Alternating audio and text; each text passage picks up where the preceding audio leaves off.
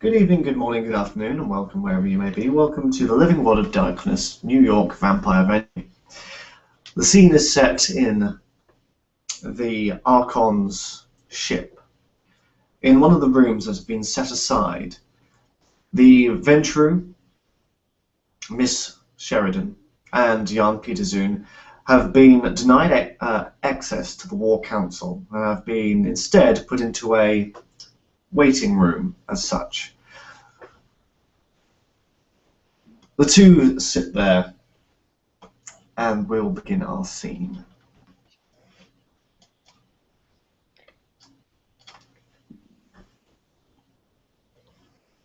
Well, this is ominous. If you've been to quite a few of these, it will be the usual hat. The representatives will bluster and blow. I suspect some brouhaha will have a rant, maybe smash a table, and then we can get on to actual business. Tell me, Lady Sheridan, exactly what has been occurring in this city. I know as much as I need to due to my briefing before arriving, but I would like to hear it from the horse's mouth. Where are our clan? I have only been here about a week myself. I'm afraid I'm still getting my feet, but I'll tell you what I can. So far, the only clanmate that I've met is Frederick. So the Ventrue presence is nothing. I haven't been introduced to anyone else. I have met with Mr. Silas, the Seneschal, and discussed domain.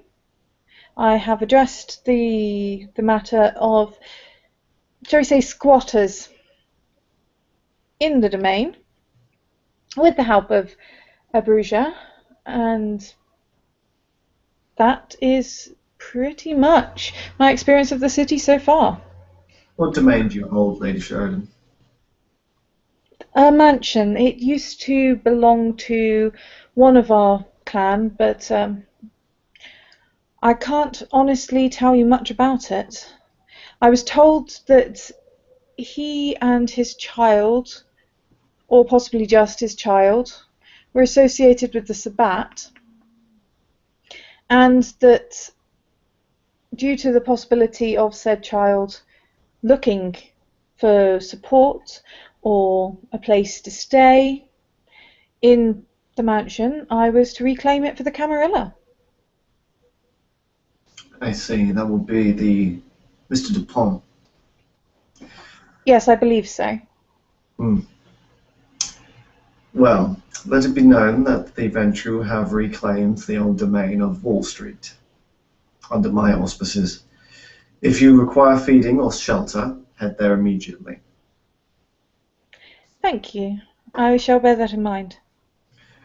What influences do you hold in this city, or you wish to expand to, Lady Sheridan?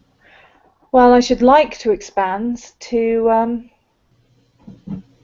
the more elite, perhaps to investigate gaining some influence over the politicians, the mayor, the police services. I'm fairly open-minded when it comes to where I might place my influence, but it does need to be built first. Just so. I could put you into contact with the right people. My influence still stretches in this city despite my absence. I would greatly appreciate that. It is a matter of dignity. Lady Sheridan, this used to be my city, and it seems that my clan have run it very poorly in my absence. As I said, I've only just arrived myself to find the city in pretty much the state that you've found it. Then it is our responsibility as the leaders of the Camarilla to set it right again, and we will bear this responsibility nobly, as we always do. As we always should.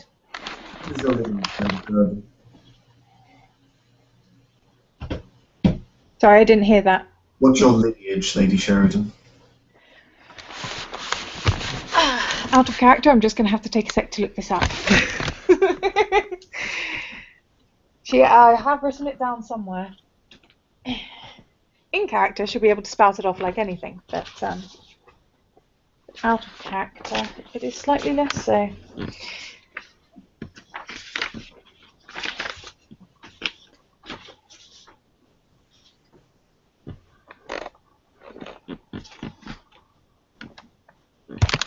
Right.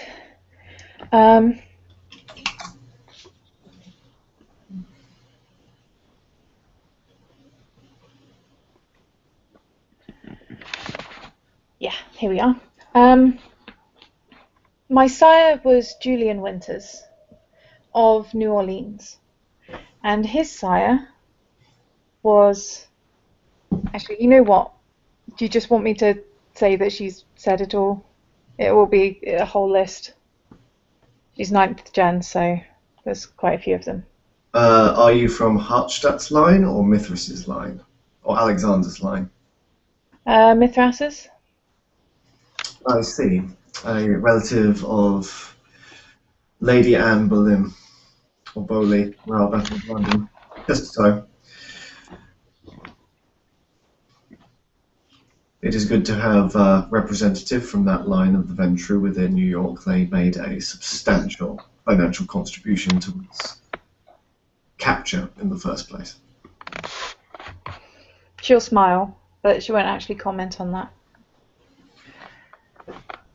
Because truth be told, she hadn't been told.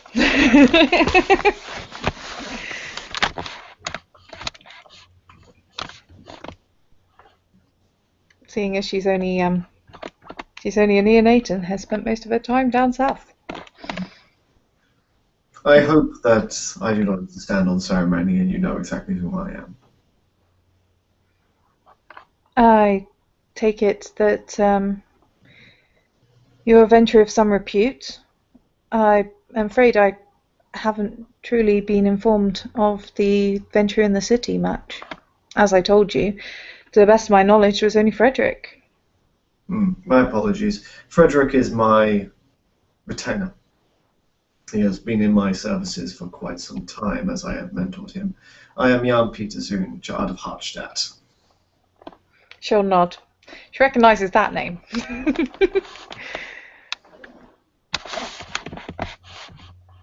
Well, I am glad to have you in the city. I wish it could be under better circumstances, Lady Sheridan. Of course, but we cannot always choose the circumstances.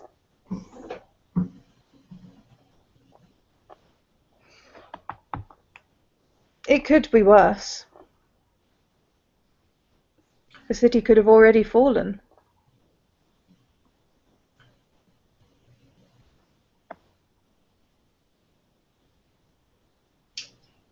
That level of optimism does not comfort me. You're not comforted by the fact that we can prevent such a fall? That we have that opportunity? Lady Sheridan, New York is the foothold the Camarilla has in the Americas. It is the one place that our entire war effort on the North of America stands. If it falls, or even is in a threat of falling, this means that the Sabbat are in an extremely strong position to oust us from the New World entirely. Of course. But, in all circumstances, we must look for the ways in which we can improve the city, not the ways in which we have no control over it. You have not been here, and I have recently arrived. We cannot control what has happened when we are not here. To be young again. I am glad that we have such ambitious and driven venture within the city. Perhaps this is a turning point. But now we must await the inevitable backlash from the foolishness of our predecessors. Of course. People do have a tendency to judge a person by their entire clan, rather than by what they choose to do with themselves. As it should be. We are a clan that stands united. All mistakes land upon our shoulders. We bear this responsibility. If one of ours has turned traitor, we will take that responsibility and we will correct it. Of course, we will take the responsibility, but I cannot help but think that the blame might be unwarranted. The responsibility, yes. Kindred will always look for somebody to blame. In the middle of this beautiful conversation between our beloved Ventrus, the doors just fling open as the Archon enters with his sniper rifle on the shoulder, followed by what's the rest of the congregation in the other room. He just straight goes to the small desk that is on one of the sides of the room, and he sits down and go like, right. Jan stands and bows. Lady Sheridan will stand likewise. And she'll nod rather than bow, because curtsying in A-line skirts is generally slightly less graceful than in full skirts. The Archon will look at Lady Sheridan. He will, please, you may take seat. And he will turn around to Jan Peterson. And you don't. Apologies, Archon, I did not quite hear that. What did you say? You may not sit. I would prefer to stand. It is a standing occasion. Oh, out of character, I think that when his when you couldn't hear it because it kind of blurred, he was saying that you needed to leave. No, he said to I go had out. That's what he said. No, I said that he needs to stand. Ah, okay. No problem. The Archon will just look at Peterson and basically go like, you know who called me 5:30 p.m. the other day? Probably the same person who called me. He was really pissed off. Yes, I am quite aware of Hutchstadt's moods. I have one question from this lowly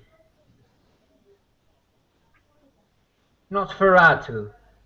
You are clan a disservice, Valiante. The Nosferatu have always been stalwart members of the Camarilla.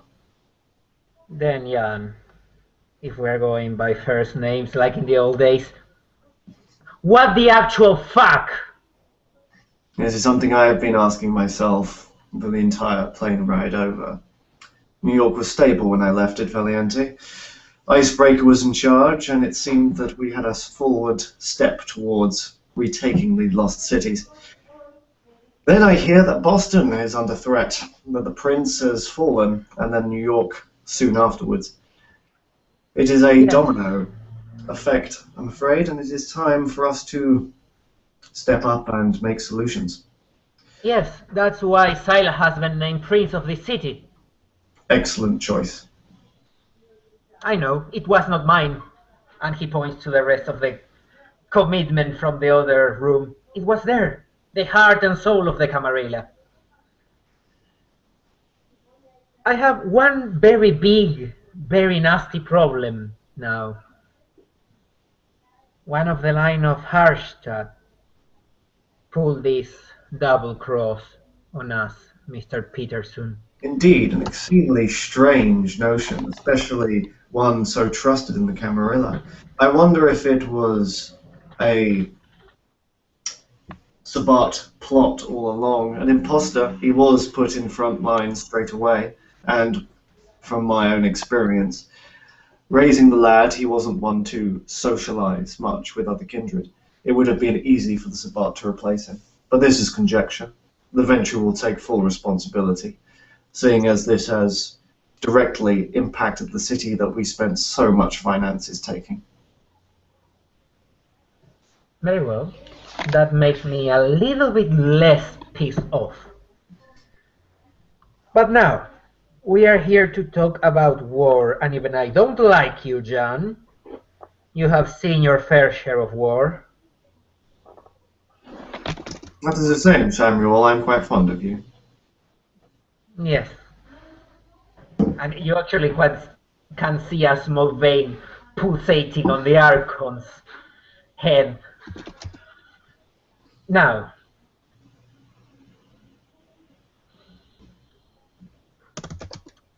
the agenda, Mr. Green. The agenda. One very, very tired-souled individual says, not standing, simply wheeling himself around the room towards one of the ends. He says, right. This is July the 7th, 2014. The agenda set before us in this War Council. 4 items and several sub-items. Number 1, domain of the Camarilla. Number 2, the influence and control of kind society. Number 3, positions, what we have, what we need, who's going to fill them. And 4, communication. How do we keep in touch with each other? How do we recognize others as Camarilla? First subject. Do we control Manhattan? Yes. From all my extensive research, at least Wall Street is under the ironclad control of the Ventru. After relating with Mr. Silas and Icebreaker before we departed the city, Manhattan is still a bulwark of the Camarilla. We have small pockets which are in the control of other individuals, but they look upon us with favor. Right. Before, or maybe after you left, my dear Jan Peterson, there was an attempt to extend ourselves to the other boroughs, that of being Queens and Brooklyn. I cannot say that we have been successful in gaining total control over those boroughs, but what I do see is that in Manhattan Island there are giant pockets, giant gaps in Camarilla control where some of us have died or some of us have just left the city. We do not control Manhattan. No. My suggestion, pull back. Those of us kindred that have holdings within those 2 other boroughs, leave it. Bring everything you can to the island. That is where we will siege. There is no objection to this plan. I believe it is the most sensible in following up our defence. The expanding on the other boroughs was a little premature, I believe, and so storing up what has always been Camarilla territory is surely the best course of action. Anybody else at this council have word about the domain of the Camarilla and where we are to hold? Say it now. I certainly do. The domain of Astoria in Queens was granted to myself and Ghost of Clan Brugia. Rose sits in a coterie with us, but will be taking main control of the area. My dear Limely, you're a good lad. You're a good kindred. You were there. I saw you there to rescue me. But do you really think that you can hold Asteria outside of Manhattan? Come to Harlem. Langley, come to Harlem. I know that was your first choice. It was. And I know that you can rebuild whatever you have built in Asteria there. No, I suppose we haven't started building yet. Not quite yet. Ghost, your thoughts? What is it you're exactly trying to build? Well, sorry, Lisa, are you there? Yeah, I'm here. He'll sort of look to Ghost as if to say, can I speak on our behalf? Ghost waves her hand from her folded arms. Enough to usher you on. Yeah. Myself and Ghost hold between us some small influence over the streets of the city. Between the 2 of us, we plan to expand on this influence, and we certainly have the means to do so. We believe we can hold any domain we possess with firm application of this influence. We can also, of course, use it to strike back at the Sabbat, who have been proven. In fact, we found out whilst coming to the aid of Frank Green, the Sabbat have their own influence within the city streets. We believe focusing our efforts there, we can take the fight to them, while maintaining our own domains in the process. He looks at Ghost as if to say, "Did I get everything?" Well then, with your permission, Mr. Green, I have within my old ledgers influence within the underworld of Manhattan, which was initially contacted by the traitor Dupont. I would like to bestow this upon these neonates. I see no problem with this. Limey tilts his hat towards Jan. Thank you very much. Limely, Very kind of you. Limely, Ghost, you should know, you should also be forewarned, that the Defector also had these kinds of influence not only in the organized crime, the unorganized, the street gangs. Don't be surprised if you see a few of the gangbangers that you saw on Staten Island walking about in Manhattan or walking about in your particular borough. If you think that you can hold Asteria, hold that little piece of land to yourself, you're more than welcome. Ghost, would you consider moving to Harlem with me? I have no issue moving to where we need to hold up and siege. I think it's more tactically viable to pool our resources together and make a fortress rather than spread ourselves out. I'm not willing to lose all that I've worked for. Just about decide In that to case, try when we're separated. In that case, I'll make the necessary arrangements to have my assets moved to Harlem. It shouldn't be that too much of an issue. Besides, Harlem certainly has a more thriving jazz scene than Astoria does. I look forward to the new establishment, that old sound, my good Limely. And Ghost, thank you for understanding. Any other domain or territory that needs to be brought up right now? He looks towards Sue and says, I believe the Tremere already have their affairs handled, right? Yes, we currently own a little chunk of New York at the New York City College. Our members are currently trying to gain more influence among the staff and administration of the college to further influence that part. I also have plans to check out the hospital. I assume there are many. I'm going to have to look into that further. Very well. I know for a fact that Dr. Softly himself, before his final death, was also working within Columbia University. If I can get in contact with Rose, I would like you and her to work together on this. Sue nods in understanding.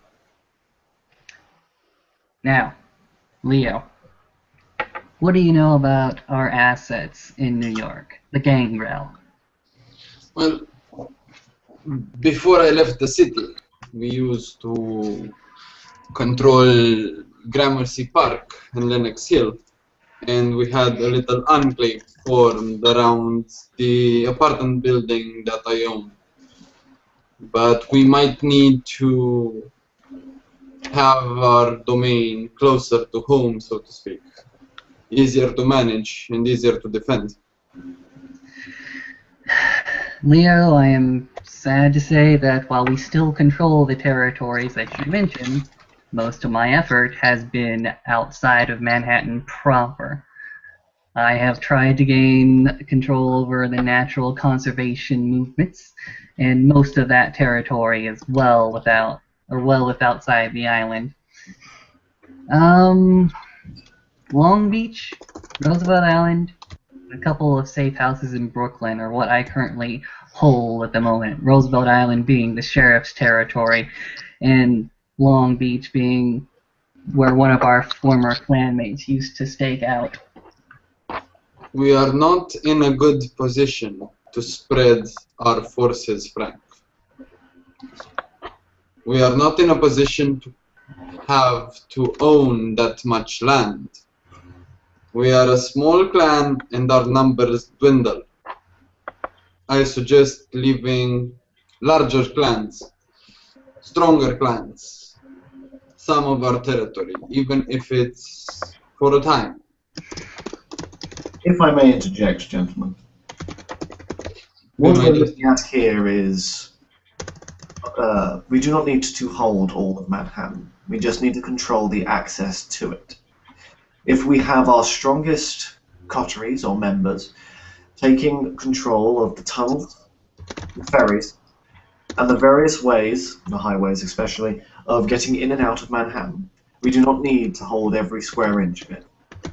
I would also recommend that perhaps we should look for pioneering mortals in the technological background of either security, the military, or counter-espionage, and bring them into the fold either as ghouls or as fledglings. We can modernize a lot quicker than the Sabbat can. These are actually well thought out suggestions, and we should take them to heart. I know for a fact that most of our edge in those particular fields have been lost in the coming months. I mean, the previous months. I suggest to this council that at least some of us start taking more influence in the infrastructure of the city, the transportation sector, just to make sure that we are gatekeepers.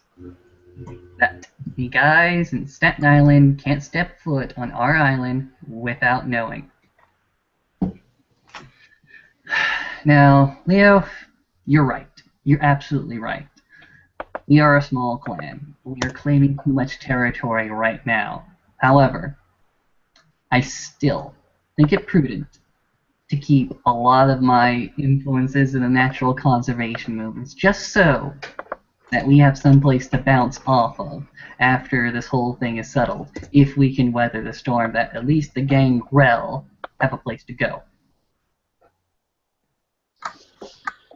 It is a good idea, and I support you, Frank. It might be a bit selfish of us right now, but we are one of the armed hands of the Camarilla, and it might be the wisest decision so far.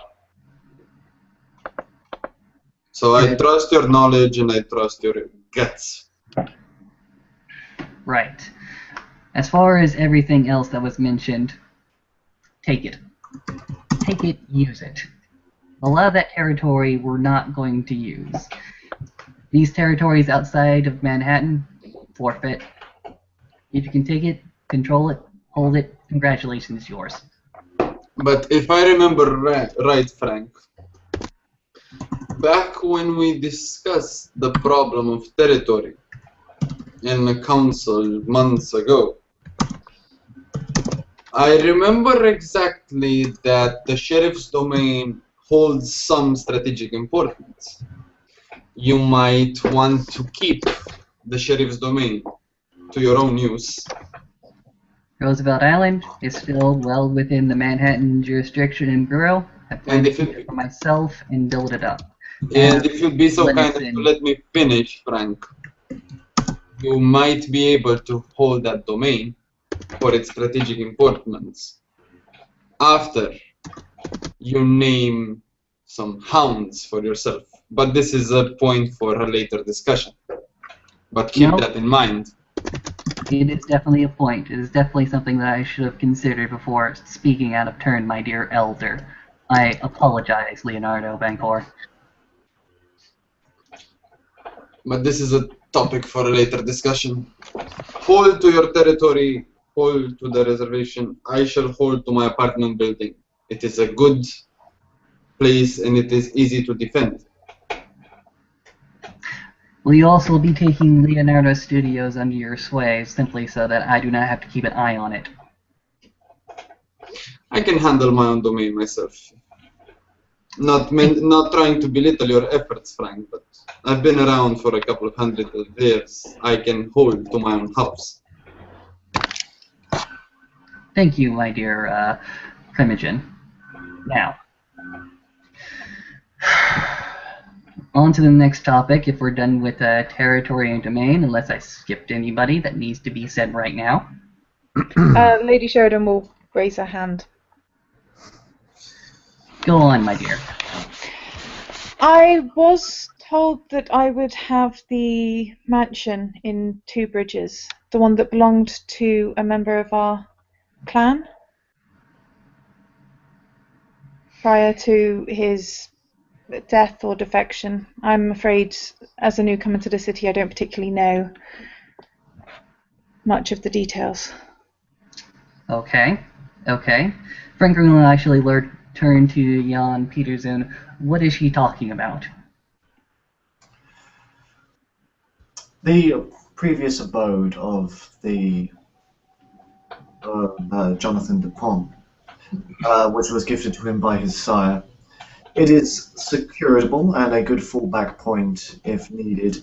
I would recommend for Lady Sheridan to take it as her base of operations while she expands out, perhaps using a substantial network of ghouls from Blackstone Industries, or Blackwell Industries, the security firm owned by the Ventru, to help us secure a larger portion of Manhattan.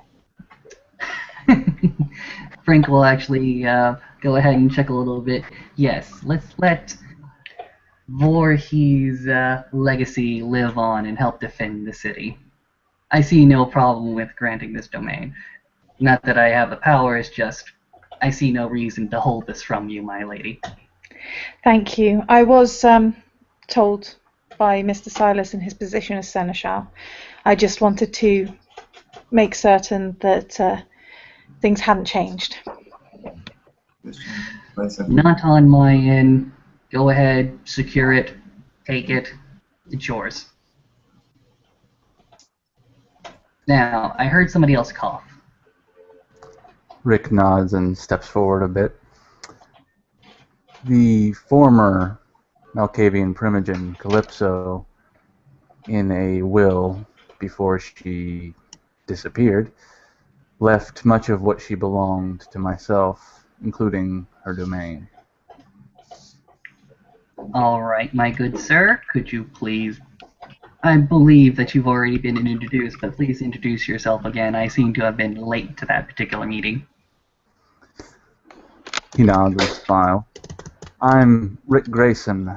I write books. I'm a Malkavian who recently arrived in the city, and I met Calypso, knew her for maybe just over a week before she disappeared, and myself and the other Malkavian I know, Ebe, who I've allowed to stay in the brownstone next to Calypso's, we explored Calypso's place and found her missing, located the video that said that she was leaving, and that she was leaving what she owned to me. Very well. I only met Miss Calypso quite briefly. I'm quite sad to hear that she has left us. If she has left her possessions within her own clan, then I see no reason for you not to go ahead and take it as your own. I do not know any strategic significance, but think of it like this. Clean your own house.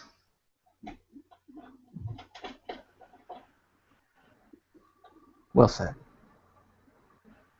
I do hope this is definitely agreeable to you, my good sir. Alright. Territory done. Influence people. The Camarille's strength has always been over the Sabbat, its ability to manipulate the kind population to our own whim. Now that we've had an actual good congregation of like-minded kindred, perhaps we can start using that. Anyone in particular starting? Let's go with the streets.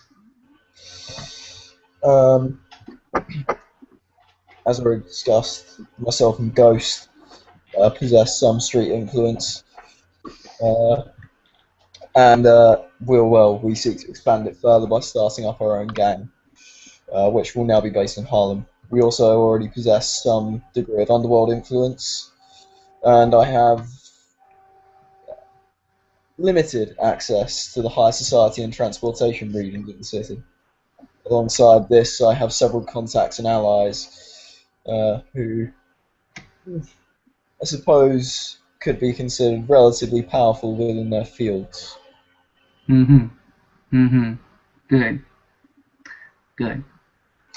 Oh, and I know technically it's a bit naughty to have police influence, but there's a certain detective inspector, relatively well regarded by the public, who's got some rather naughty photos of him engaging in some rather illicit activities in one of Harlem's brothels, which happens to be in my possession.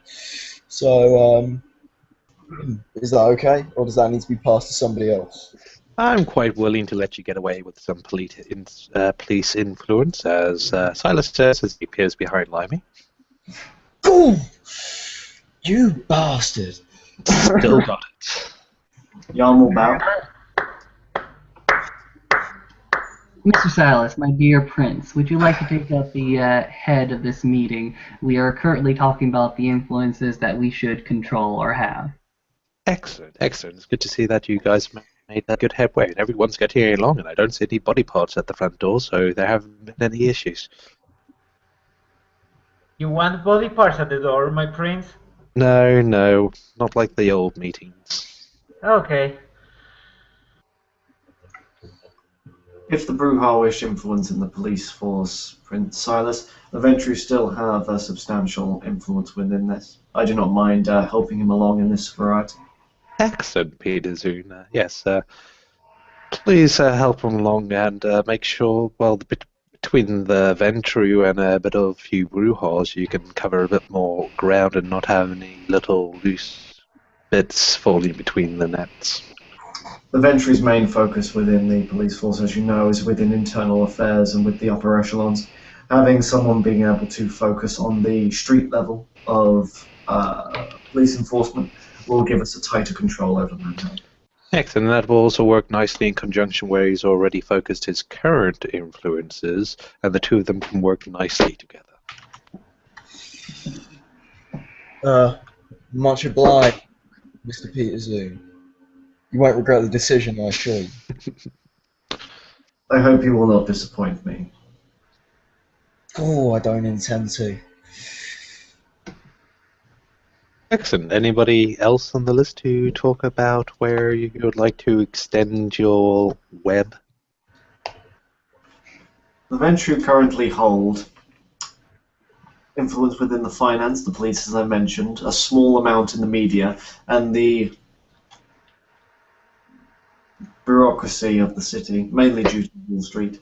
So therefore we can help fund any Camarilla member who wishes to extend themselves. The media will need to be taken over by a more focused group of kindred, I feel. It's disappointing that we do not have a key cornerstone clan here to discuss such a thing. I was told that the Toreador has suffered somewhat in the city. Go figure. Perhaps, Lady Sheridan, this is where you should shine. You believe that you'll be able to control the media to a much stronger event than has previously happened. I can most certainly devote my efforts to the matter if you would like. I'm afraid currently I have very little influence at all, having only been here a matter of days, but I can devote myself to it. It will be a simple matter of meeting the right people. If I may enlist the help of Leonardo in this, you are still the apple of the eye of most fashion magazines, I take it. Of course I am, Darian, but unfortunately when it comes to actual influence there is little I can do. I will make sure, like back home and like I always did, that my public appearances always help us in sustaining the masquerade. But Well- further than that, I cannot do too much. I may Well, be if you make the assisting. introductions. I may be accompanying our dear Lady Sheridan to some events, get her to know the right people in the media and fashion shows, and there is always a good place to start when contacting the media. Then may I suggest perhaps as a publicity stunt that you and Miss Sheridan appear many public places arm in arm. It will certainly get the gossip mags writing and get her face out there, unless you wish to work within the confines of a proxy, Miss Sheridan. No, I'm quite willing to meet the media face on, so to speak. That's good to hear, actually, simply because, if y'all don't know, I'll make it painfully obvious to everybody here.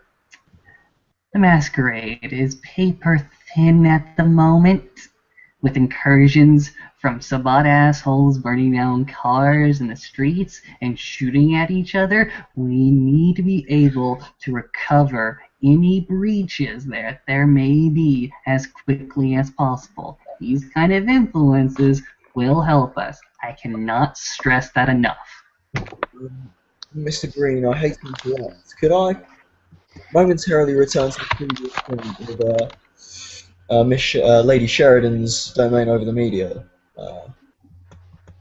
Of course, I'm not raising any qualms about that. That's not my intention. Mr. Limely, if you have influence in the media, I'm sure that Lady Sheridan can benefit from the help. However, I believe that you two should be... It's not that, sir. Go on. Lady Sheridan, your day job, will that prove leverage over you within the confines of your control over the media? I severely doubt it. Good. I have left all of that behind, whether willingly or not, and I'm quite sure I can be just as discreet here as I was before. Wonderful. Apologies, everyone. Please continue. No problem, Limey. No problem, Limey. It was a point that had to be brought up. We thank you for bringing it up. Alright. A few gaps that we have not yet covered. Industry, infrastructure. These were two areas that the Coterie, myself, Softly, and Thursday, were working very, very hard to get under our sway. Now, I can try to rebuild those efforts. Let's try to see if we can't grab those again to help us. These are influences that will definitely help us close the gates to make sure that... I happen to have a few higher contacts that work with dealing with city infrastructure. I can give their contact details to you. Might give you a little bit of a leg up. It would be definitely very, very helpful, my dear Prince Silas.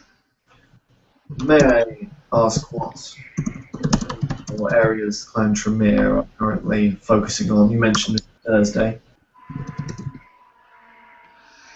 Mr. Thursday, the representative to the Ventrue can speak more about that. I mean, the Tremere can speak more about that, my dear Ventrue. Sue will kind of take a step forward and look between them all. Currently, Mr. Thursday has gained domain within the university, as I mentioned before. The prince, Mr. Silas, arrived, and we also have our fingers in the media, just a small bit. I know a clan member of mine has done a bit of work there, but I'm not sure entirely how much he has worked his way in, but I would be more than happy to get him in touch with Lady Sheridan at a later point. As for our future, Mr. Thursday had advised me it might be suitable with my background in medicine to gain some influence within the hospitals in the city and start a sort of supply there, a supply line. I see no problem with all of that. If you're able to procure what you need from those particular facilities, go ahead and do so. Be discreet, though. Of course. Jan, I see you scratching your head. Sorry, Sheriff, I actually had an itch. Yes. Any old habits, I take it. Alright. Now, what we haven't said yet, and what we all should be thinking about right now is how do we detect Sabbat influences within our territory? How do we make sure that our lines are drawn at every single echelon and that we actually see them coming in and trying to take over arcane influences? This can be solved easier than you think, my dear Frank, because we, the Gangrel, as well as the clan of our dear prince, are really skilled in a sort of spying that hasn't been used to its full extent in the modern knights. I know the practice of ghouling animals is medieval and barbaric, but it might prove an advantage to us. Rats, pigeons, stray dogs can prove subtle assets to our cause. I would say that I had a small army, but I'll be lying. It's not small. Well, I hope our dear prince doesn't mind the clan of the Claw intruding, or actually aiding his efforts. Well, many of my creatures are kept underground. They're too aggressive. They're in swarms, and their bonds and creation causes them to be extremely over the top when encountering people that are not of my clan. Other ones, more, we have, they're small and we can get them around, but the above ground ones, I think might need a bit more focus on. I believe Lena had a certain affinity with dealing with the seagulls. You know, my creatures tend to be very good for defensive purposes. If the Sabbat try sneaking around in my sewers, they're going to be in for a surprise. Yes, I'm glad to know that the sewers are safe, but still, we need spies as much as we need defenses. Leo, my dear Primogen. Go ahead, Frank. Our dear prince, take the creatures under the ground. My dear Primogen, in your absence, I have taken many, many pains to create bird sanctuaries throughout the city. And I have made extreme amounts of pains to get control of my beast and use it on the other creatures of the night. I have almost attained the kind of mastery that will let me fly with them, if you catch my drift. I see. Yes, we can hide ourselves among the creatures of the night. Unfortunately, I cannot shift my form into something that fits the skyline of New York. But ways around that can be found. With your lead, my dear Primogen, I will go ahead and master my abilities and skills, and I guarantee you that the entire city will be covered in Hawkeyes. And I suggest asking your child there for help. She seems to know her way around animals. She takes after her sire. Now, is that the only recourse we have for detecting Sabbat influences? It's one thing to have subtle servants rooting around the different alleyways and streets looking for things that just feel wrong. But what about more mundane solutions? Do Well, we I've have been a wor- list of the actual combatants within the city? Do we have visual confirmation of the Sabbat urchins? Video footage of their recent bits and pieces that they've done? Yes, I can provide that for you. Mr. Silas, am I right in saying you hold a relatively large amount of influence over the city's CCTV? I've established backdoors over the several parts of the network. That would be correct. Perhaps with your possession of CCTV footage and various police stakeouts, homeless people within the area, if we could have the fort on Staten Island watched, we could build up a profile of the people who come and go primarily at night, if you catch my drift. Of course. If you, what I could do with my network is, if you have any technically able servants, the network's quite large. It needs people to keep an eye on it, to actually watch the footage, to actually keep an eye on cameras. I only have so many people to throw at it. I can provide access to bits of network because I am planning to have it significantly increased in size and radius. Mr. Silas, I hesitate to mention, but would it be possible for us to have the descriptions and images of our nemesis fall into the hands of tractable hunters or our denizens in the park? Limey nudges Ghost. Ghost says nothing. I believe last time we spoke, Mr. Silas, there were some diplomatic overtures in that direction. Yes. So far things has gone well with talking to the individuals in the park and the Bronx. You were wanting physical descriptions so we can spot them? I can provide that for the ones I have met. And a few small bits of footage. And of course the rumours in here say the wolves are usually very, very clear. If you happen to see a red wolf, start running and don't stop, and then keep running. I've heard the stories from Mr. King over the enthusiastic Bruja who went motorcycling through Central Park. Wasn't me. Mug would do that. Conversation for another time, I'm sure.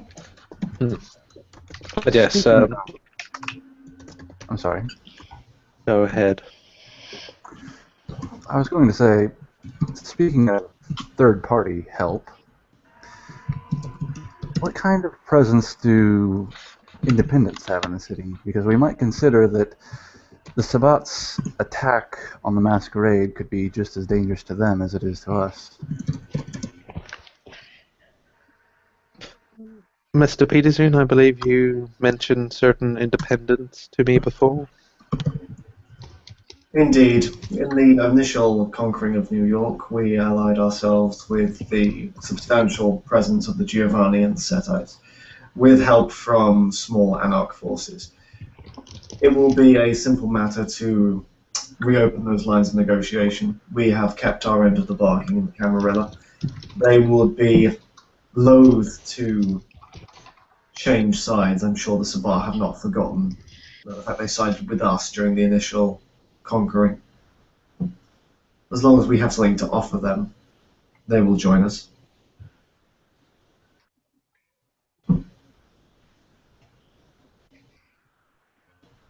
Yes.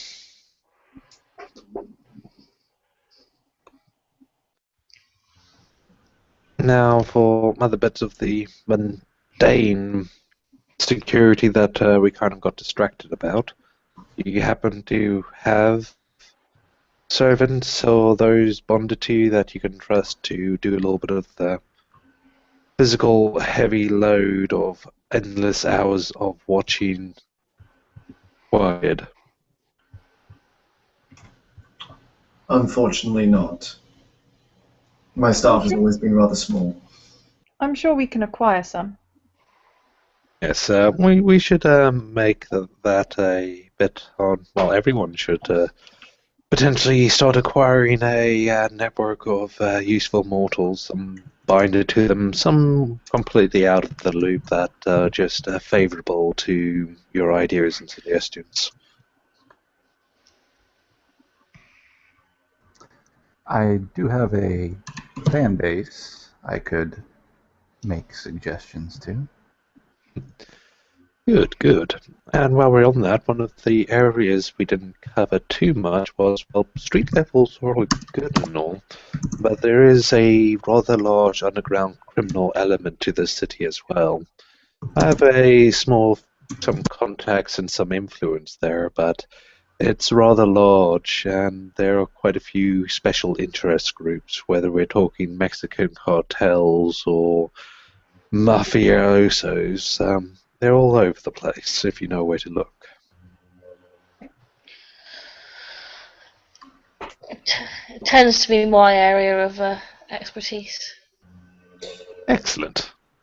I have various connections with street gangs in different areas. I'm in the process of forming my own with the assistance of Limey, as I'm sure he's mentioned. A joint venture. I have a good working relationship with several of the underworld elements of the city. As do I. With Peterzoon's help, we should be more than comprehensive in this matter. I believe we should start absorbing more of those elements into our waiting open arms. Likewise, we also have to make sure to shoot down some of the Sabbat influences. Peterzoon, I remember Voorhees DuPont also had quite a few influences. We should... Well, I've done a few bits of effort to locate and destroy those. Are there any bridges still standing that we need to find? As with all venture, all our assets, contacts, and influences are directly subjugated to the clan. I have a comprehensive list of his prior influences, which I have already offered to various members of this council, for us to subvert. Excellent.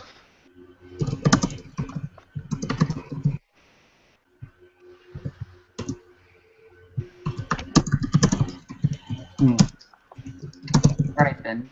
Anything else to speak on this particular matter of the kind population? What of the Malkavians? Apologies. They seem...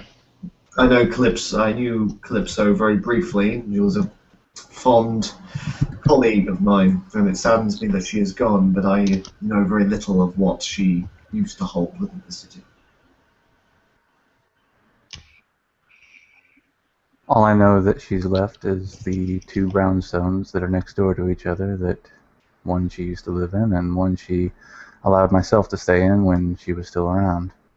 I've given the other to the other Malkavian I know in the city, Ebe, and I've been staying in her old residence. What does Clan Malkav believe they can contribute to the Pine effort? I myself am a novelist. I have, as I said, fans who I could make suggestions to, but I have no holdings in the city. I only arrived weeks ago.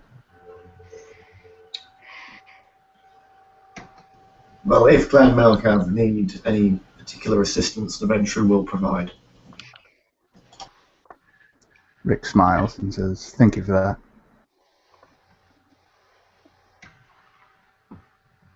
Anything else? Very well. We move on. We're going to go ahead and jump around in the agenda a little bit and go straight to communication. A few questions that we need to bring to this very council right now. A few questions that we have been sorely lacking an answer to for quite a number of months. Now, I remember Dr. Softly. I remember his patience, I remember his security, but I remember that we did not have many gatherings while he held the Keeper of Elysium title.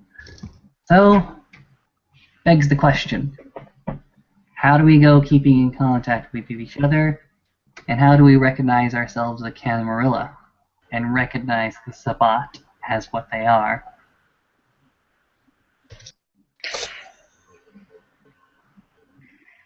A code word to be repeated in front of one another. One of the ideas that we used to use was a book cipher. A specific book would be stated for the month. That take some time, go read it, and then the cipher would just be requiring a knowledge of a certain part or words to check up to translate into a message. Very difficult to crack, but very, very simple. Why don't we have listed within the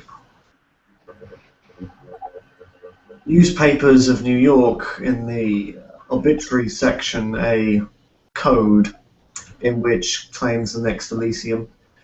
The paper itself will change depending on the current control of the media. Excellent idea. Excellent. Hiding in plain sight always helped us more. That does work for me quite well. Now Mr. Peck has been made keeper of Elysium. It'll be his responsibility to make sure some suitable locations are secured. We have some old locations that we can fall back onto for now. Well, maybe, just a suggestion, we should consider changing the venue frequently. If each of us hold a certain amount of influence, then it shouldn't be any big issue to be able to secure a private room in a restaurant or a club or a factory. This is an excellent suggestion, and one I'll go ahead and expand upon. I suggest that each clan represented here make pains to create their own little place that can be public, that Kindred can gather at when we require an Elysium. Likewise, there was an emergency Elysium that I've been designing a bit. Nice underground, safe location. Many paths to get there. All of them trapped to the nines. I can remove one of those, untrap one of those paths. Anyone going down one of the other ones, not going to have a very good day. People that get to know which path is not trapped will be lucky individuals. Ooh, I like that. Perhaps if we were to establish a set of specific places to meet, we could then associate those with common surnames. So when we place an obituary with an appropriate hint that it is in fact the obituary to focus on, the surname of the individual could direct everyone to the location. Oh, there are lots of ways to do this. That's a good one. Though I would suggest possibly not meeting up in the same locations too many times. The Sabbat get wise, they could easily stake the locations out. If we switch venues every so often. Well, perhaps if everyone was to have the contact details of the primogen of every given clan, we could instead use it to direct a person to a clan, and the primogen of that clan would inform people of the location. That is also a sure way for a Sabbat infiltrator to go straight up the ladder. If we have the contact details, not if they're provided in the newspaper. If we all have the contact details of the primogen, and which primogen to contact is hinted at in the paper, but not the contact details of said primogen. Still seems a bit sketchy. 1 weak link and the jig is up. I'm I'm still leaning towards a suitable cipher. Ciphers are easy to change and adjust, and a good cipher is very difficult to crack. I believe it's old British Secret Service trick. Change the cipher once every week, once every month, once every year, depending on the urgency. Just in case of sending a code word out. Sure, sure. One of the lasting legacies that I think we should carry over from Dr. Softly's term as a keeper is the book cipher. It did us very, very well.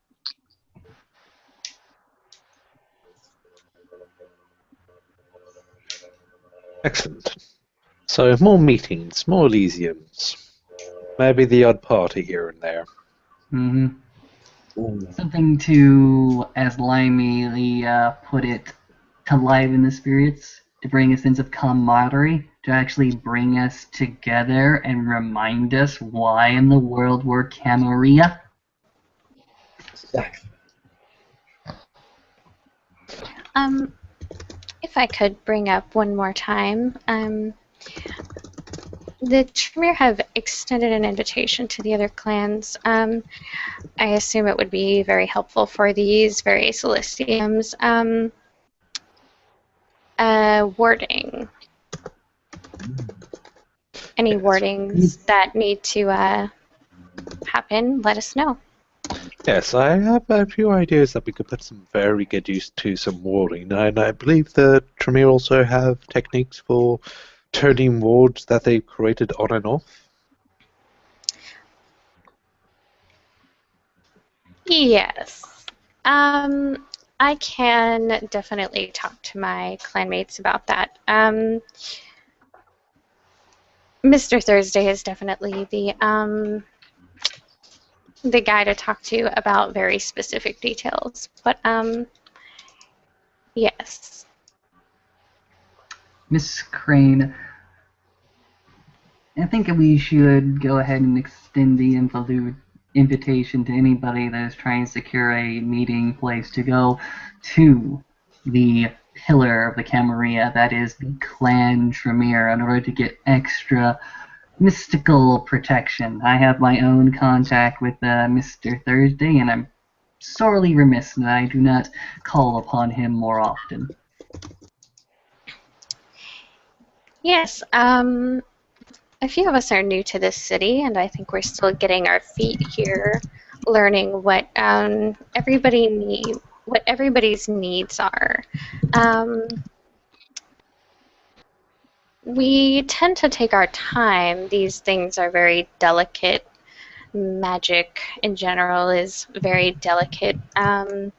So if you let us know well in advance, we can definitely work out some arrangement to help whoever we can. Likewise, I would also wish, if possible, for the Clan Tremere to work on providing some warded weaponry.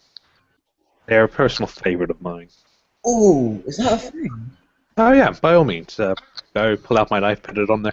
There's not a single person on this table that could pick up that knife if they tried. Ah, yes. This is Would you like to give it before a try? my time in the city, but the Tremere were just a treasure trove, these kinds of treasures. Go on, Limey, give it a try. Will it hurt? A little bit. He sort of like kind of tentatively reaches his hand for it and goes, ugh, I can't. Like reaching towards something that you know is going to shock you. Yeah. Since we're talking of Tremere magics, the High Charter, the High Regent of 5 Boroughs, made extensive use of a particular ritual during the conquering of New York, which Calabros attributed exceeding usefulness in his current, well, when he was ousting the last remnants of Sabbat. If you could talk to Mr. Thursday of the Beacon of the Self, if you'd be so kind, Mr. Mayor Representative. Yes, of course. She'll pull out a small piece of paper and make a note to talk to Mr. Thursday about a few things. Not putting specific names of these rituals or anything down, just a small note to herself. But yes, if there's anything specific, even if you don't know the specifics of our magic, if there's something you want toward, a doorknob, a stone on a floor, a door, areas, there are things we can make happen toward versus ghouls versus lupines, even kindred and ghosts and demons. Whatever your particular worry is, I think we can make that happen. Of course, rituals, they take time, and depending on how busy we get and what my fellow clanmates know, it could take them a while to learn these particular rituals. So if you'll just give us a bit of time in advance before you need these items, I can surely make these things happen.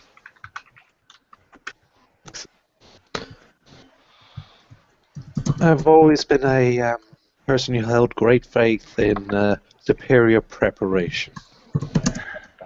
All right, people. Now, before we get on to other matters that I'm sure of are a great concern to this entire council and that need to be discussed in greater detail, there's only simply one more bullet point that Rose specifically stretched out and made an emphasis towards me, at least.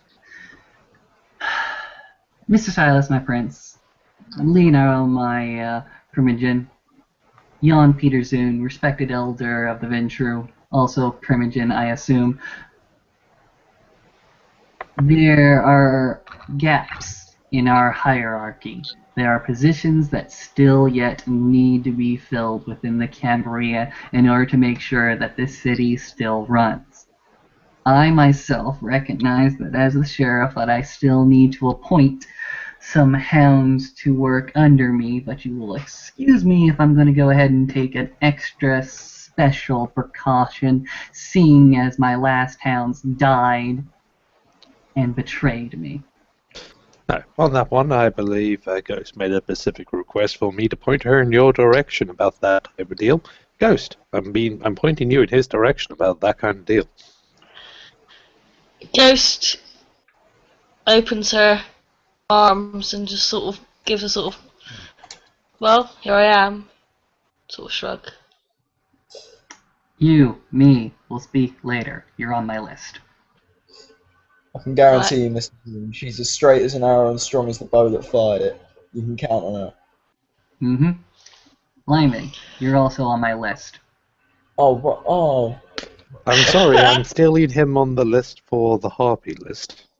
Speaking of which, what exactly do you want me to do with this whole Harpy thing? Just the usual thing of keeping track of boons and, I don't know, social scandals, or... Pretty much that. Yeah, pretty much that. We've needed Harpy for a long-ass time. But yes, okay, fine. Mr. Silas, you can go ahead and have Mr. Langley. I'll take Miss Ghost, he can and we'll share the Bruja. He can have the choice. No, Mr. Limely, go ahead and take the position as Harpy. I think you'd be better suited for it. Okay. I don't know, is that a compliment, or... I'm going to take it as a compliment, okay? Sure, go ahead and take it in any way you think best fits you. With this, he kind of just pulls his hat down low on his head and kind of folds his arms. Leonardo just extends his hand with a coin in it to Limey. Flip a coin, why don't you? We're gonna have this over faster. No. I think that Mr. Langley actually has the necessary skills in order to be an excellent harpy, and I do not wish to take those skills away from a position that is sorely needed at the moment. Well, look, I'll try my hand at the whole harpy thing. On top of that, I'd like to sort of...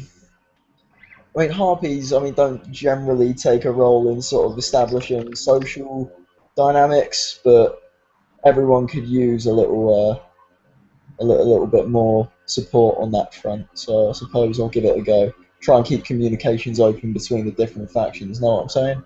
Yeah, that's what we want to see. Mm-hmm. Got it. You're the boss.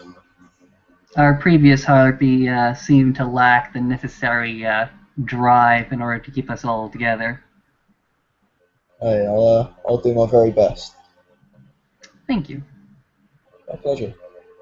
Other positions that need to be filled, my dear elders. This is your chance to go ahead and have them filled. I'm pretty sure you all three already have a list of candidates of capable kindred that should be within these positions. If you don't, I'll be disappointed. Well, it comes down to the problem, Frank, that, as you mentioned earlier, you are not looking forward to still having the mantle of sheriff bestowed upon you.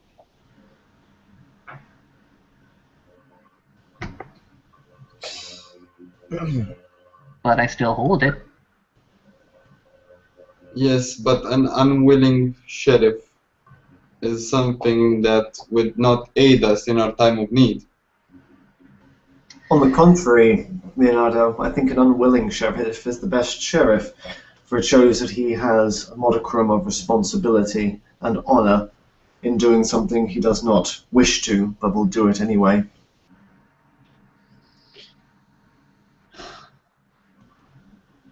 I believe in giving our youngers the right to speak, Jan, and the right to choose their own fate. Again, I'm sure. To this council, I have only a few needs. That of my clan, and that of my bloodline. You take care of my clan, you take care of my bloodline, I will do everything to the service of the Camarilla. That is all I require.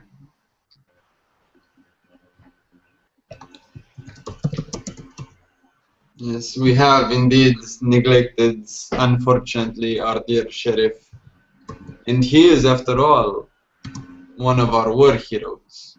One of the few that survived this recent infiltration of the Sabbat among our ranks and in our dear city. Unfortunately, there comes a more pressing matter, and I do not mean to sound selfish in front of this esteemed council, but it comes down to the fact that our clan in the city is a small one. And I am sure of the fact that we are not the only clan that is in this position. And I would ask our dear prince the same thing that I asked the prince that asked me to come to the city, and Leonardo looks at Jan,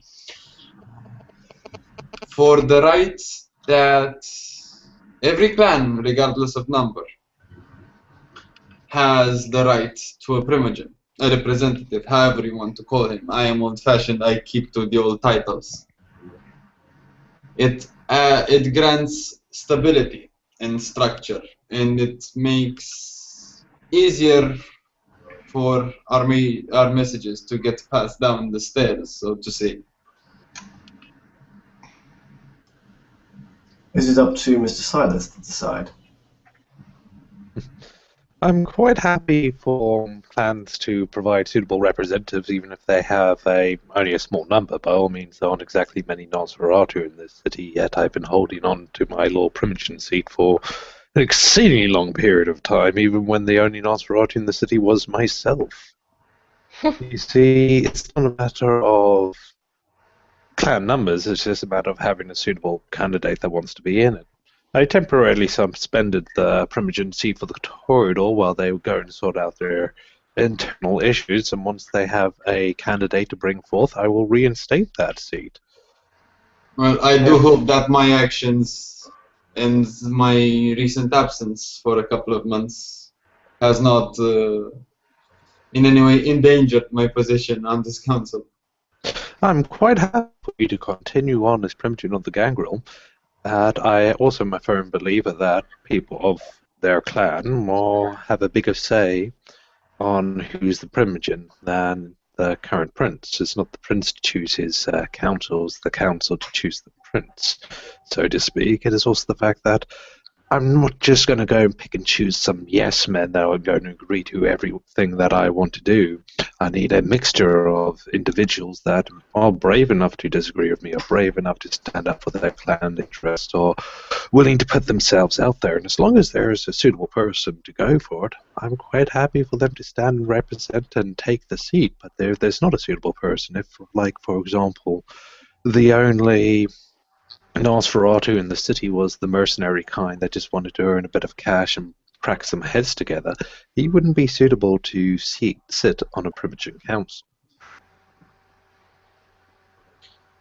I understand your point of view, my dear prince, but still, it is a saddening fact what's happening with my clan ever since Javier decided to unaffiliate my clan from the Camarilla. Some of us, some of the older ones that still cling to our affiliations, have found it hard to get acknowledged by our princes. Fortunately, some of us have had extensive long-term relationships with Clan Gangrel and know more about how worthwhile they are to have at your back, and I'm quite willing to extend that into always ensuring that as long as there's a suitable representative of the Gangrel in this city, there will always be a suitable spot on the council. And I do believe that we handled most of the positions. At least we do have a representative or a Primogen from each clan, if memory serves me right. Only an issue, the Bruja. Technically we don't have a Primogen anymore. We have a hand. Rose holds that position, but she doesn't desire it. In fact, I do believe, and he kind of nudges Ghost forward a little bit. I do believe that Ghost's name was thrown around. Well, I'm not the one to want to juggle too many cups and balls, if you know what I'm saying. Rose seems to think that I've got the aptitude. I'll leave that to my elders and betters to consider, and the other members of my clan. Like I said before, if Clan Bruja believe that you're the one that should represent them, and you believe that you actually do want to do this, I'm quite willing to have you on board. Alright.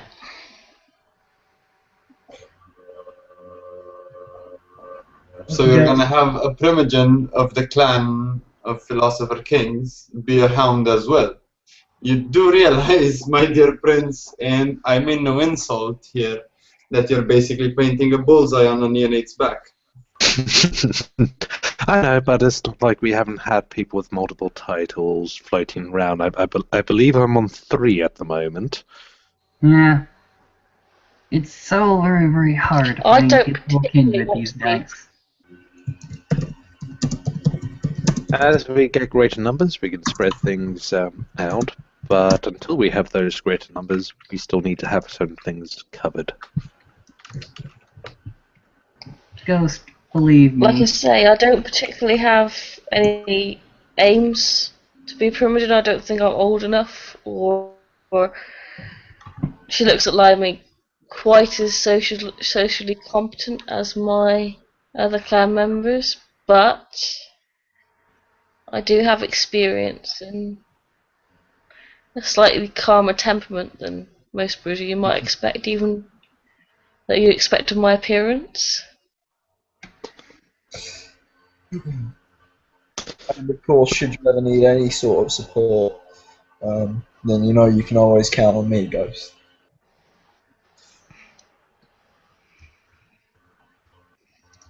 Right, just remember, it's not all about social competence and maneuvering to be a successful Primogene.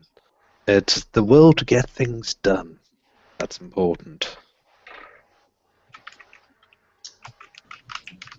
I do like to get things done. You know, I've just come up with a rather amusing idea.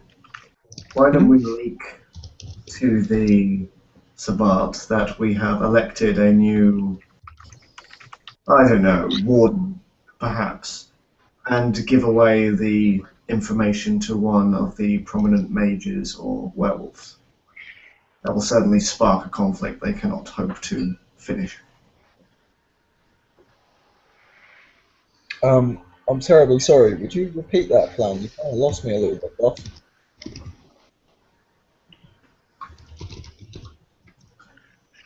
Basically, using the independent contacts we have it be sold to the Sabbat that we have elected a rather prominent figure, one that they will definitely want to assault. What they don't know is it in fact isn't a kindred at all, but something far worse. I like it.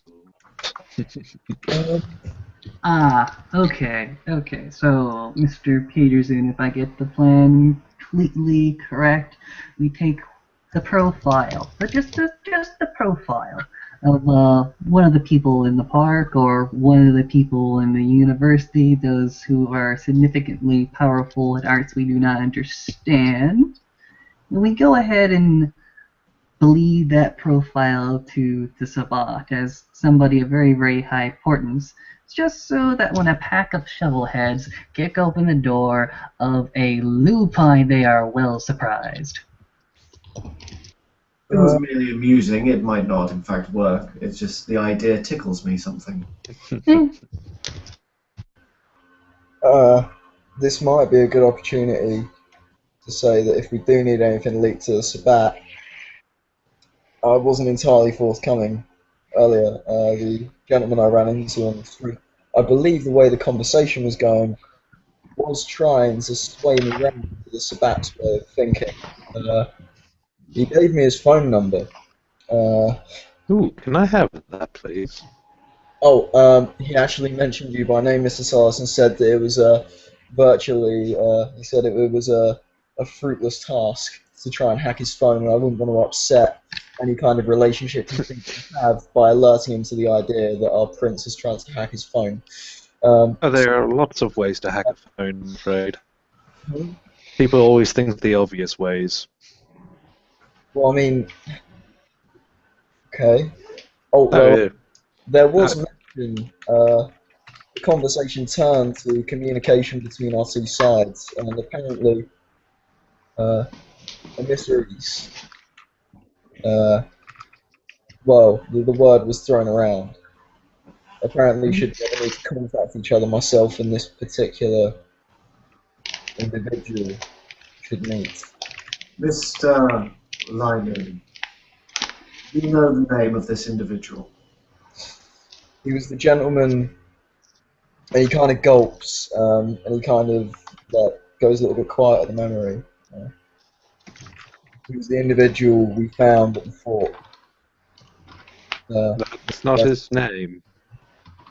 I don't know his full name. I know he's called Ryan. He's called? Ryan. I don't know. Ryan? He just gave me his first name, Ryan. It's strange, because I don't know this individual, and this individual knows my name. Yes. Apparently he also knows that I'm the type of individual that likes to hack people's phones. We shouldn't underestimate the information gathering of our enemies, Mr. Silas. No, of course not. It's just interesting that they're already trying to jump on these precautions. But oh well, often they don't know how this technology works and they create more backdoors than they close. See, while I think he's a very capable man, I do believe he is capturable, especially with certain help. And he can't help but kind of glance in the direction of the Gangrel Primogen. With permission, my prince, would it be possible that I take the Brouhaha to a separate room to just check that no one has tampered with his mind? Hey, now, come on. Hey, Oh. hey. If I get tampered with, you're gonna get tampered with. Go have fun. Right. It's not that unpleasant, Limey. It's like a touch of hypnosis. Doesn't hurt. Would you feel more comfortable if I checked for you? Kind of looks at her, then looks at Peter Zoom, realizes that he's not the kind of guy that he wants to refuse, and says, "All right, Mr. Peter Zoom, be gentle. It's my first time." It's very simple. I'll just be going through your mind. I'll do it in front of all these witnesses, therefore they will see that if the total open negotiation that we do not mess around in there. Plus, I am pretty confident that there should be no particular hurdles for me achieving this. Alright, just if you're going to talk around messing around with me, at least buy a guy a drink first. You know? Very deadpan, he simply says, "I do not know what you mean." No. The young ones tend to have a weird sense of humor, yeah, and pardon the boy, he's not ill-intentioned. Apologies. What is your willpower? My willpower, I think it is 5, but let me check. Drop it down for any willpower that you've spent recently, because it's your current willpower, not your maximum. I haven't spent any since the beginning of this week. There we go. That's fine. Yeah, willpower 5. DC 5 shouldn't be a problem. I have 9 Yeah. dice. It's Matt, you're rolling dice. It could be. Did you say your willpower was 12? Oh no, to dominate me is difficulty 13. Oh no, I was talking to Lady Sheridan. no, sorry. I do apologise. Okay, so DC 5, just look this way. And he peers with his ice blue eyes. 1, 2, 3, 4, 5, 6, 7. Have you been dominated at all? No. Excellent. I kind of zone out, like. Basically, he uses Forgetful Mind to peer into your mind to see if anyone's been tampering with any of your memories or ordering you to do anything. And unless they got more than 7 successes, then I discover it. No. I can be good at sketching. Thank you, Mr. Rigby. Anyone good at sketching, by the way? Sketching. Yes, drawing. And Leonardo just raises his hand. Excellent. Here's a piece of paper. Here's a pencil. I find that this is actually surprisingly effective. Peter, soon if you could drag the memory of what the person that he talked to looked like, we can get a nice full picture available. Certainly. You see, the subconscious is quite good at remembering lots of very specific things about people that we ourselves don't even remember. But once you tap directly into the subconscious to get these information, it's surprisingly detailed. One second, that uses the actual memory roll. Is there anything I need to do here, or just? No. Just sit there and don't resist me.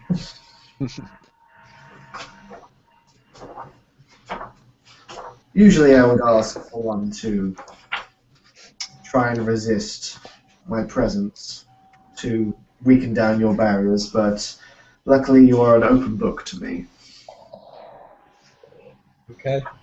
Or better or worse. With subterfuge, even better, that's 11 dice. Nice. He's not resisting. Oh, look at all those ones. No, Damn some ones right there. I'm afraid I cannot. The image is far too faded. Perhaps Lady Sheridan could give it a go. It's a bit intimate. Drop your guards down a bit. I know it's intimate for people you start delving into your memories, but you need to let them flow. Just relax. Focus on us. Actually, that's better. Focus on something completely mundane. Do you smoke, Limey? Do I what? Do you smoke, Limey? Oh, like a chimney boss. Excellent. Light a cigarette and focus on absolutely nothing but the cigarette. Absolutely nothing else. He pulls out a packet of Dunhills from his suit pocket, lights one up with an expensive-looking DuPont lighter. Excellent. Now, while he's doing that, and he's completely focused on that single action that he's doing, it's easier to tap deeper in. So if one of you two wish to try again, this is the optimum time. Miss Sheridan. I would be happy to. Out of character, is it a specific application of level 3? You're literally just picking apart the memory itself. With the description, you are asking him to describe in detail from his memory this gentleman. So it'll be a manipulation subterfuge roll. Cool.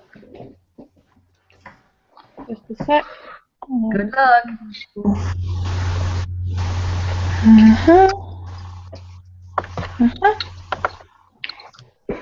And do I get a bonus for using... No, she isn't using her voice. And I'm going to spend a willpower point because she kind of would really like this to work to impress people. Cool. That's roll them bones at difficulty 5.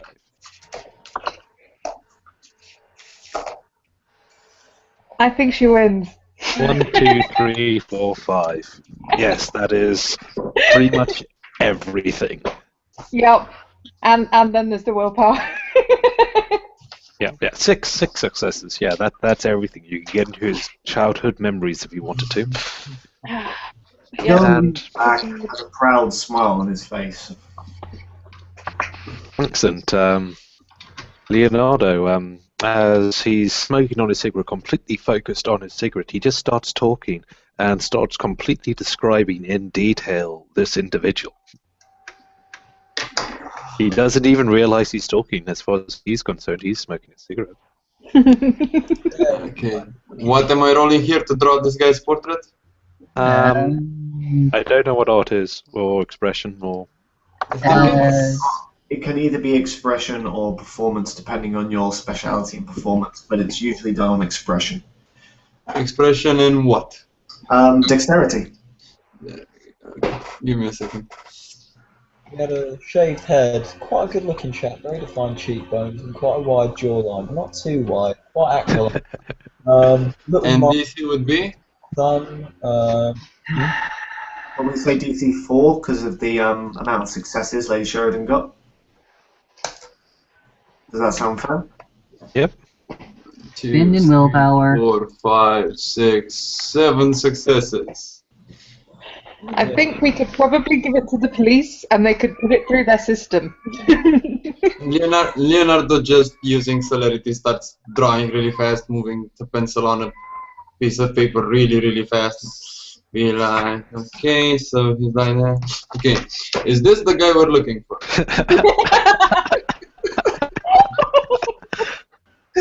Yes, I believe that might as well be a photo image, Leonardo. Well done, and thank you very much, Lady Sheridan. And Limey, come back to us. Tricks Limey, of the trade, my prince. Tricks of the trade. Limey. duh, God, Jackie, what? Yeah, welcome back. You finished Yes, the well cigarette.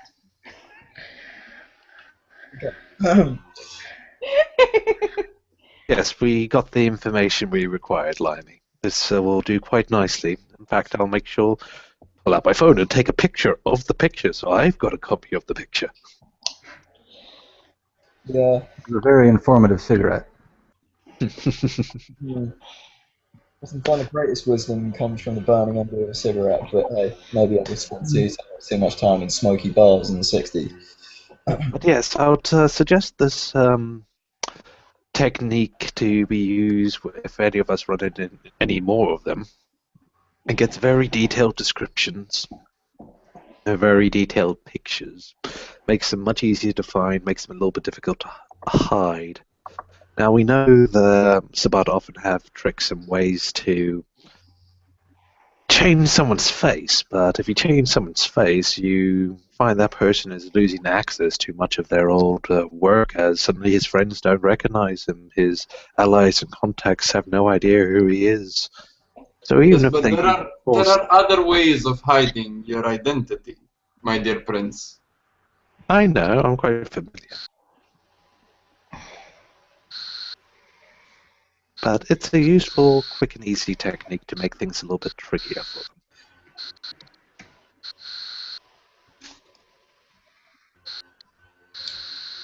them. So, Anything else on the schedule we need to discuss? Let us go over the agenda one more time just to make sure. Domain, influences, positions, communications. I have everything for Miss Rose covered. I think there's one free position that our esteemed prince did not assign. our senator. Oh, someone wants to be the senator.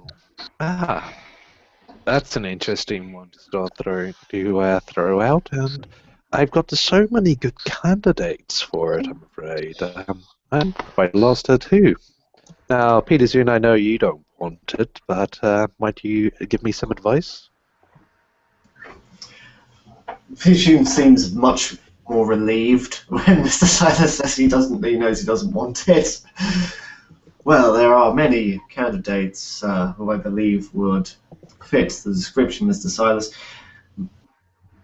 I defer to your judgment. You have been in the city recently. There are many kindred here I do not recognize, I have not met socially. It would be entirely your call, however. Let it be known that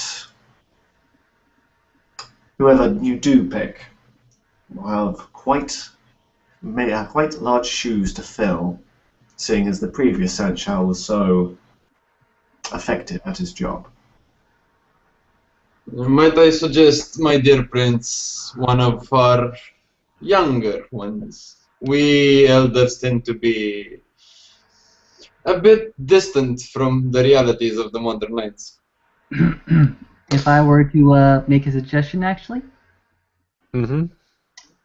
Right. I believe that we should appoint to that position somebody who has already made great many pains to make sure that this organization remains together, much in the same capacity as you, Mr. Silas, but more in the gathering of a kindred across the city. I believe that we should appoint an absentee Miss Rose and offer her the position. You know, I quite like that suggestion, but let's not rush. We're throwing quite a lot of titles out in just one meeting. We still need news to filter to all those that haven't been able to come to this meeting.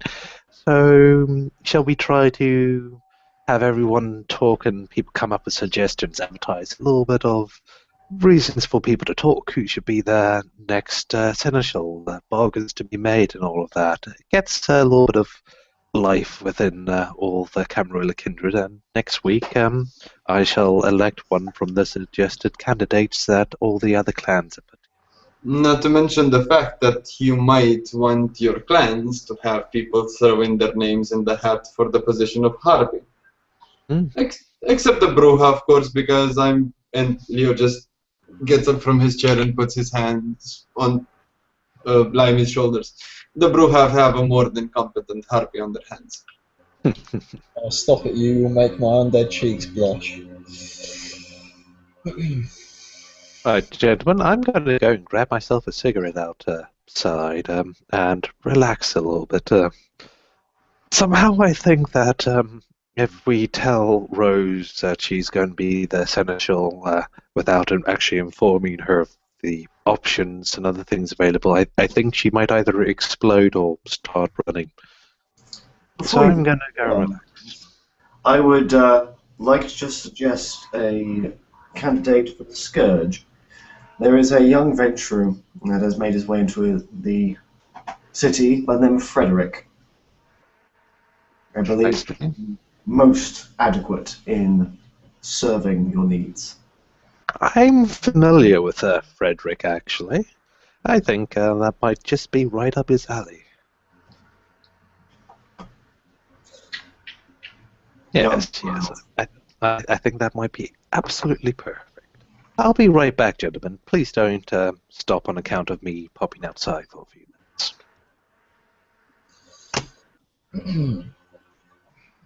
And just so I don't forget a bit later, and Leo just reaches into the pocket of his vest and pulls out a small stack of business cards and lays them down on the table. Feel free. You are a shameless promoter, Leonardo. Hey, Lady Sheridan will pop a small pile next to it of her own business cards. She don't actually say anything about what her business is. It's just her name and her phone number and her email address. Take And it. Limey already has both, so he will refrain. Yep. Jan will have a brief look at Leonardo's, the numbers obviously. and then never need to pick up a card. Yeah. Sue's going to grab both and lay enough for everybody of her own. Just a number and her name, Sue, on the front of it. Limey reaches across the table and picks one up. And should anyone need to get in contact with me, and he kind of reaches for a business card and realises he doesn't have one, so he rips a sheet of paper out, kind of scribbles his number down, and slides it onto the table. If you want to make copies, that's fine. Yes, if you and Ghost contact me at some point in the next few nights, we will get you set up within Harlem. Thank you very much, Mr. Peterson. Very appreciated.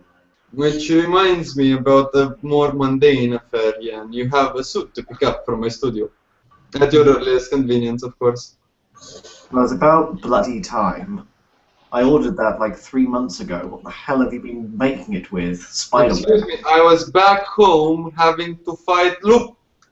And noticing the fact that he almost said lupines in the middle of it.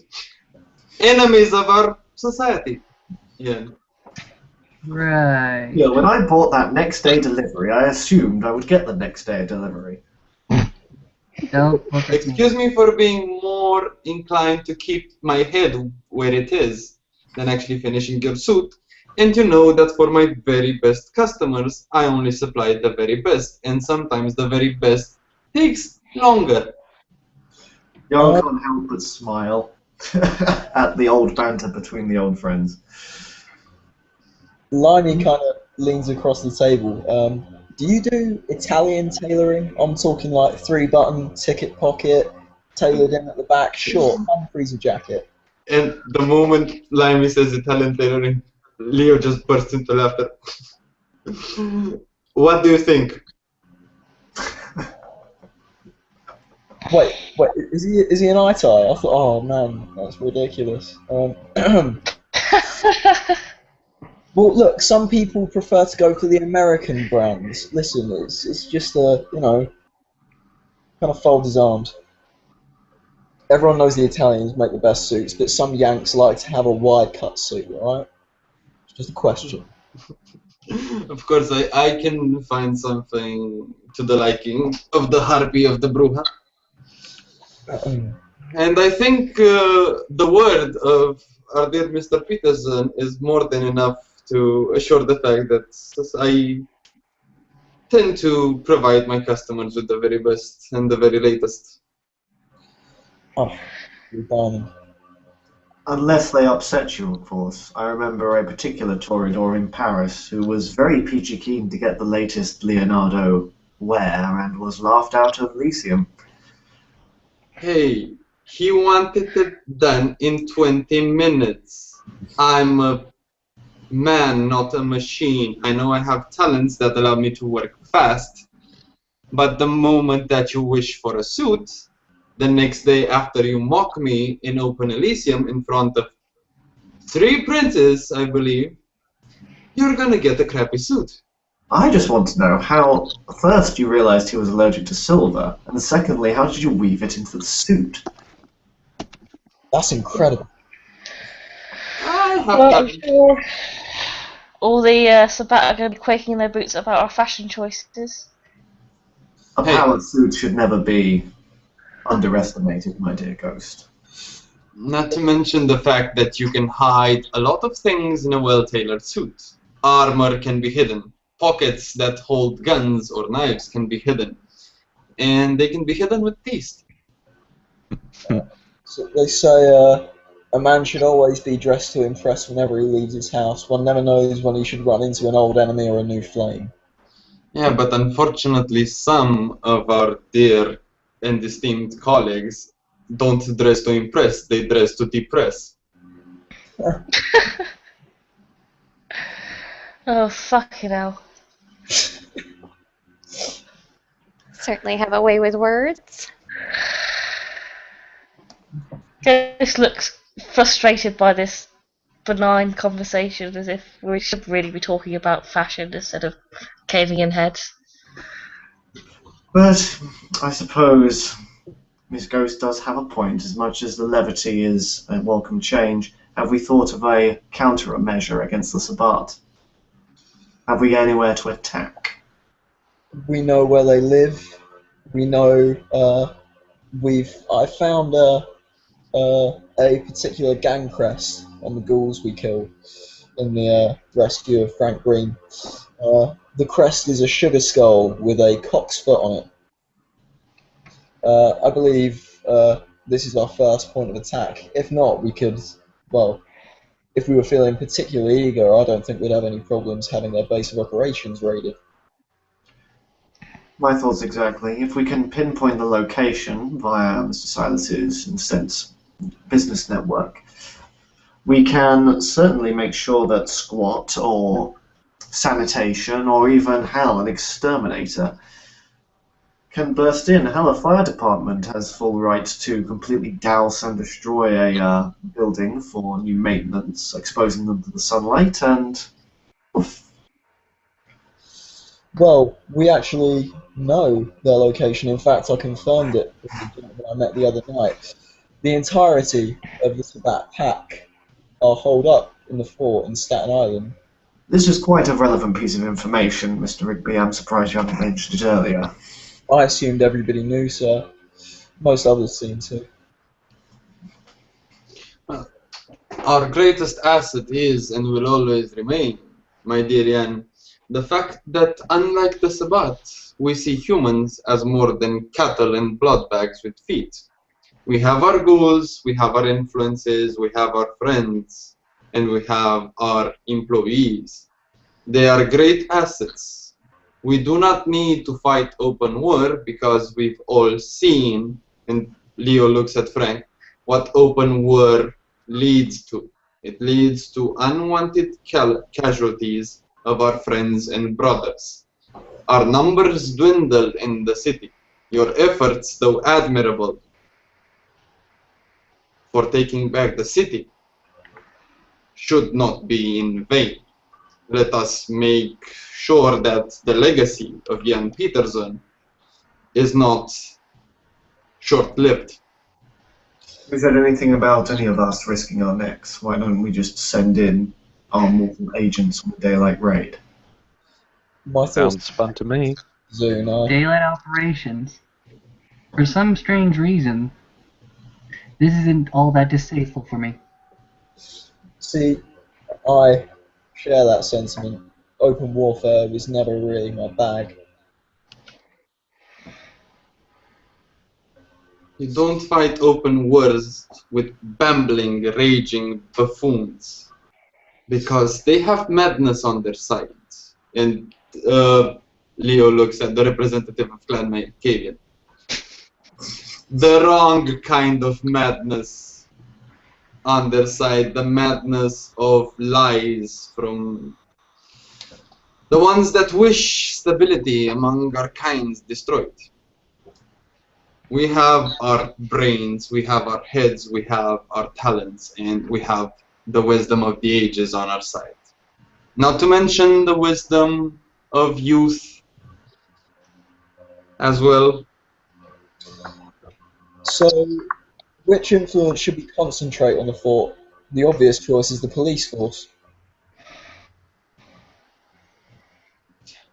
Anything from the most serious to the most mundane, media can help a lot. Even, I don't know, the mayor's office would be a good place to start. It all depends how you want to do things. By all means, if, for example, talking the fort, that old unstable fort, it's an eyesore on the neighborhood. It's a threat to the kids. It's got barbed wire and broken bits. The building's incredibly unstable. It needs to be demolished for recreation. We can build something suitable, a new school on its location. We could have anything put there other than this shambling wreckage of a building. I shouldn't like to overstretch myself, but I was actually discussing the possibility of a little influence over the politicians before the arrival of our dear Archon.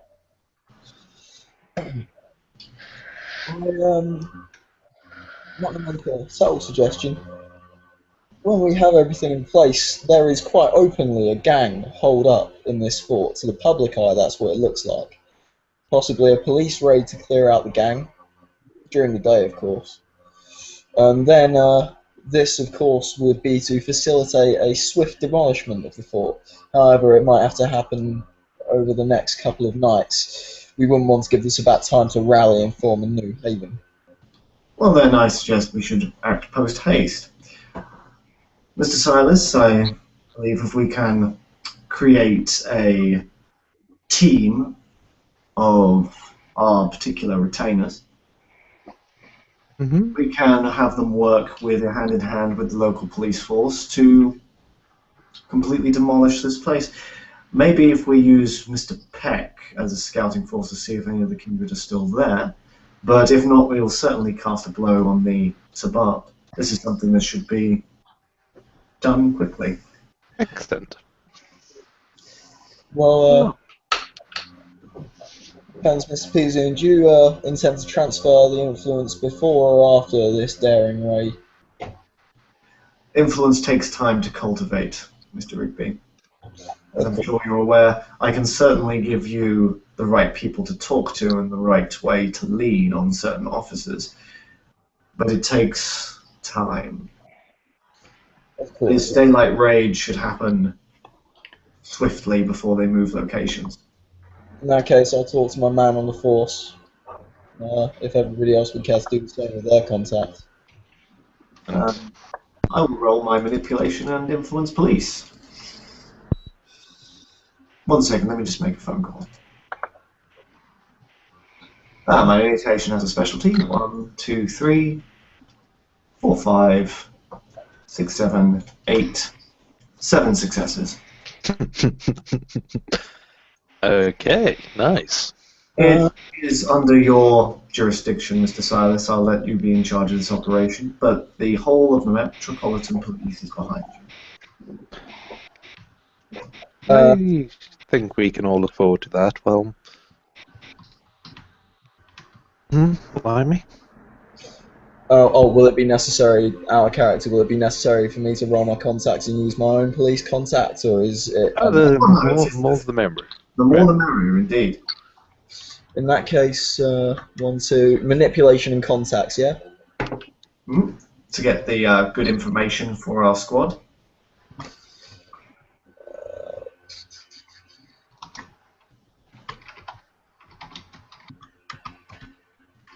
And I'd like to spend a willpower for an automatic success. Unfortunately, you can't spend willpower on contacts because you can't will them to know stuff. Oh, okay. In that case, yeah, cool. Right.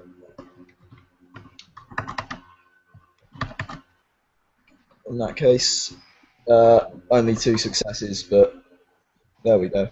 Every little helps. Cool. I believe I'm going to throw a bit of manipulation and contacts infrastructure. Oh my god, it's happening. We're taking the fight to the Sabbat. Limey steps away from the table and says, "Let me make a quick phone call." If we are able 4, to... 5. Oh, sorry, you go first. I'm just stating my 5 successes. If we are able to find footage of that particular individual entering the fort, it is possible that we could try and arrange for the police to believe that this is a sketch of some robber or... Gang- I'm just saying, since we have such a good character sketch, we might as well use it. Paint the guy on the character sketch as the villain. Paint him as the guy we need to destroy. Paint him as some kind of drug dealer. Paint him some kind of kingpin. I would Paint him as Paint them something. as a cop killer. I would suggest the There you go. mastermind behind a gang operation. The gang that lives there, he controls them, perhaps. He He's is been the taken head in of for the questioning. drug dealing operation. Let's just be cautious. We do not wish for this to turn to a masquerade incident. The idea for a daylight raid is to have them sleepy and also to use the sun against them. If the prime suspect evaporates under a beam of sunlight, it will make the cover-up all the more difficult. Which is why I suggest we use our own agents for the actual storming, but have the Metropolitan Police use their influence to cordon off the area and make sure that no one gets out alive. Excellent suggestion. Well, I believe we all have a lot of phone calls to make. I'm going to go and head back and sort out some details at my location, and I shall look forward to seeing you all again soon. And with that, because I think we've gone on for quite a while, the scene will end.